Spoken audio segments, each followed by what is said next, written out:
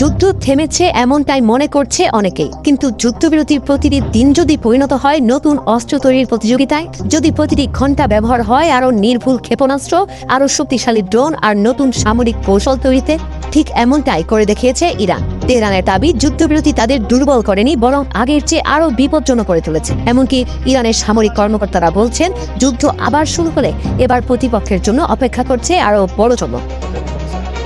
ইরানের সেনাবাহিনীর মুখপাত্র ব্রিগেডিয়ার জেনারেল মোহাম্মদ আক্রামিনিয়া রাষ্ট্রীয় টেলিভিশনে বলেছেন, যুক্তরাষ্ট্রের সঙ্গে হওয়া সমঝোতা এবং যুদ্ধবিরতির প্রতিটি মুহূর্তকে তারা সর্বোচ্চভাবে কাজে লাগিয়েছে।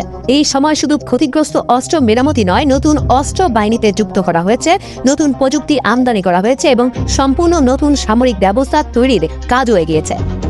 তিনি দাবি করেছেন, যুদ্ধক্ষেত্রে ইতোমধ্যেই নতুন প্রজন্মের ড্রোন ব্যবহার করা হয়েছে, যার বিস্তারিত তথ্য পরে প্রকাশ করা হবে।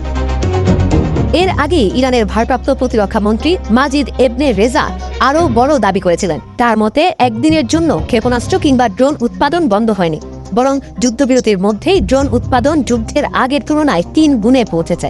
একই ধরনের বক্তব্য দিয়েছে ইসলামিক রেভলিউশনারি গার্ড কর্পস বা আইআরজিসিও। আইআরজিসির মুখপাত্র হোসেইন মোহেব্বি জানিয়েছেন, যুদ্ধবিরতির সময় শুধু ক্ষেপণাস্ত্র উৎপাদনই বাড়েনি, যুদ্ধক্ষেত্রের অভিজ্ঞতা কাজে লাগিয়ে ক্ষেপণাস্ত্রের নির্ভুলতাও আরও উন্নত করা হয়েছে। তবে ইরান এখনও তাদের মোট ক্ষেপণাস্ত্রের সংখ্যা বা অস্ত্র ভাণ্ডারের পরিমাণ প্রকাশ করে। এদিকে মার্কিন সংবাদ মাধ্যমের আগের কিছু প্রতিবেদনে দাবি করা হয়েছিল, যুদ্ধের পরও ইরানের কাছে যুদ্ধপূর্ব ক্ষেপণাস্ত্র মজুদের প্রায় 70% এবং ড্রোনের প্রায় 40% এখনও রয়েছে। অর্থাৎ দীর্ঘমেয়াদী সংঘাত চালিয়ে যাওয়ার সক্ষমতা পুরোপুরি হারায়নি তেহরান। আরেকটি গুরুত্বপূর্ণ দাবি এসেছে আইআরজিসির কাছ থেকে।